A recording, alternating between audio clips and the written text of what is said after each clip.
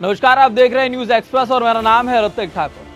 दोस्तों, अभी जब तमाम राज्यों में विधानसभा चुनाव हो रहे थे तो इंडिया गठबंधन बार बार इस कोशिश में लगा था कि कैसे भी करके एनडीए को, बीजेपी को नुकसान पहुंचाया जाए।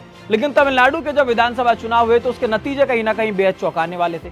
विजय थलापति की नई पार्टी, जो कि अभिनेता से अब नेता बनने के दौर में चल चुके हैं, उनकी पार्टी को 108 सीटें जीतने को मिली है। लेकिन हाँ, 118 का जो आंकड़ा था बहुमत के लिए सरकार बनाने के लिए, उससे वो पीछे रह गए।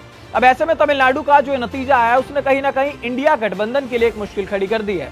कांग्रेस और तमाम वो पार्टी जिन्होंने मिलकर 2024 में इंडिया गठबंधन को संस्थापित किया था, उसमें तमाम जो लोग थे, जो पार्टियां थी, वो मिलकर एनडीए के खिलाफ लड़ाई लड़ रही थी, बीजेपी के खिलाफ लड़ाई लड़ रही थी। अब वो कहीं ना कहीं टूटती हुई, बिखरती हुई नजर आ रही है। तमिलनाडु में 108 सीटें जीतने के बाद जब उन्हें और सीटों की जरूरत पड़ी तो टीवीके की तरफ से एक सहयोगी दल की उम्मीद की गई कांग्रेस, और कांग्रेस को जैसे इस बात का मौका मिला तो कांग्रेस ने बिना देर किए टीवीके का दामन थाम लिया। अब द्रमुक को कहीं ना कहीं इस बात का बुरा भी लगा, और लाजमी है ये बात बुरा भी लगना, क्योंकि द्रमुक ने साफ तौर पर कहा है कि हमने इस बार भी कांग्रेस के साथ मिलकर जब चुनाव लड़ा तो हमने 5 सीटें जीती थी, लेकिन जिस तरीके की हरकत कांग्रेस ने की है वो कहीं ना कहीं विश्वासघात, और इसको लेकर के अब इंडिया गठबंधन के साथ द्रमुक ने रिश्ता तोड़ दिया है। और इतना ही नहीं, द्रमुक की तरफ से जो संसदीय दल की नेता है कनिमोरी, उन्होंने ओम बिरला, जो कि लोकसभा के अध्यक्ष है, उन्हें एक पत्र लिखा और उसमें ये बोला है कि किसी भी तरीके से ये कांग्रेस के साथ वहां बैठना नहीं चाहते हैं। यानी कि अब आप समझ सकते हैं, ये वो दल है, वो सहयोगी दल है जो एक साथ मिलकर के बीजेपी के खिलाफ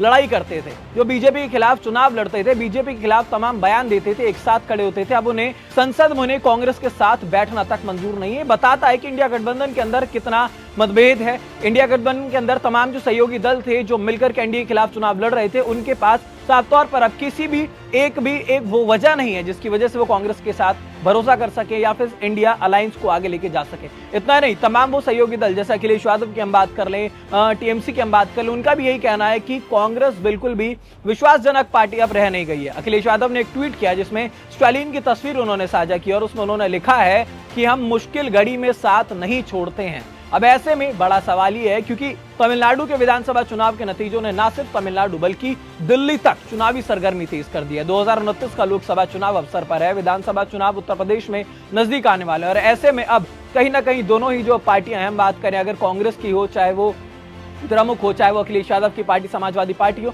तमाम वो पार्टियां जो मिलकर के एक साथ लड़ने की बात कर रही थी, एक साथ खड़ी होने की बात कर रही थी, सबका साफ तौर पर कहना था कि लक्ष्य एक ही है, बीजेपी को शिकस्त देना। अब ये सारी बातें कितनी सही होती है, कितनी गलत होती है, या फिर इंडिया गठबंधन में जो ये टूट हो रही है, इसको किस तरीके से इंडिया गठबंधन संभालता है, कांग्रेस इस बात को किस तरीके से संभालता है, ये आगे देखने वाली बात होगी। फिलहाल साफ तौर पर तमिलनाडु का ये नतीजा, तमिलनाडु में कांग्रेस का टीवीके के साथ विलय इंडिया गठबंधन के लिए बिल्कुल भी स्वस्थ नहीं माना जा रहा है। द्रमुक की तरफ से ये गठबंधन तोड़ दिया गया, जो कि बता रहा है कि अब इंडिया गठबंधन धीरे धीरे टूटता हुआ नजर आएगा। तो इस वीडियो पर आपकी क्या राय बनती है, हमें कमेंट बॉक्स में जरूर बताइएगा। साथ ही साथ अगर वीडियो अच्छी लगी हो तो लाइक, कमेंट, शेयर और सब्सक्राइब जरूर करें।